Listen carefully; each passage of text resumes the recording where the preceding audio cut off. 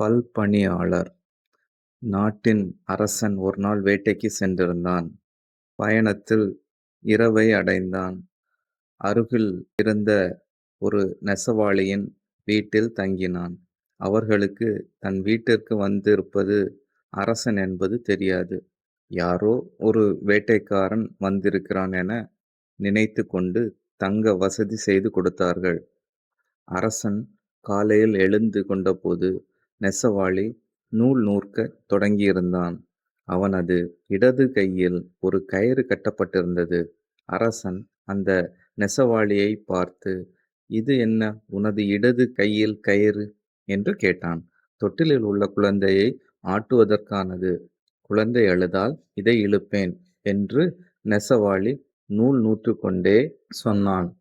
அவன் அருகில் ஒரு நீண்ட குச்சி இருந்தது. "இந்த குச்சி எதற்கு?" என கேட்டான் அரசன். "வெளியில் என் மனைவி தானியங்களை வெயிலில் காயப் போட்டிருக்கிறாள்.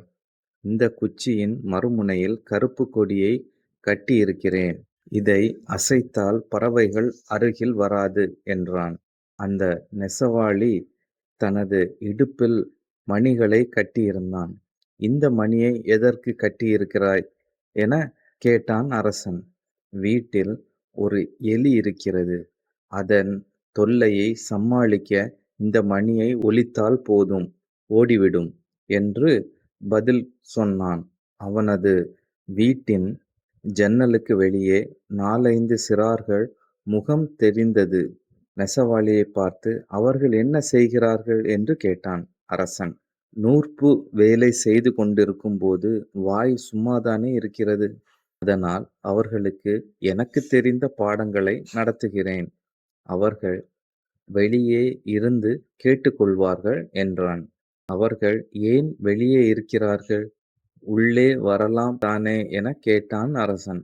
அதற்கு நெசவாளி சொன்னான், "அவர்கள் காதுதான் நான் நடத்தும் பாடங்களைக் கேட்கப் போகிறது. ஆகவே அவர்களை என் வீட்டுக்கு முன்னால் உள்ள மண்ணை குழைத்துத் தரும்படி செய்திருக்கிறேன். என்னிடம் பாடம் கேட்கும்போது அவர்கள் காலால் சேற்றை குழைத்துக் கொண்டிருப்பார்கள்" என்றான். "ஒரே நேரத்தில் இவ்வளவு விஷயங்களை ஒருவன் செய்ய முடியுமா?" என அரசனுக்கு வியப்பு தாங்க முடியவில்லை.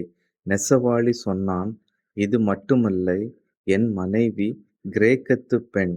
ஒவ்வொரு நாளும் 10 கிரேக்க சொற்களை சிலேட்டில் எழுதி வைத்துப் போகிறாள். வேலை செய்து கொண்டே அதையும் கற்று வருகிறேன். ஒருவன் விரும்பினால் ஒரே நேரத்தில் கற்றுக்கொள்ளவும், கற்றுத்தரவும், வேலை செய்யவும், வீட்டை கவனிக்கவும் முடியும் என்பதற்கு இந்த நெசவாளிதான் சாட்சி. நமது சோம்பேறித்தனத்திற்கு காரணம் கற்பித்துக் கொண்டிராமல் தொடர்ச்சியான உழைப்பைத் தந்து தோல்விகளை துரத்துவோம். வெற்றி நமதே."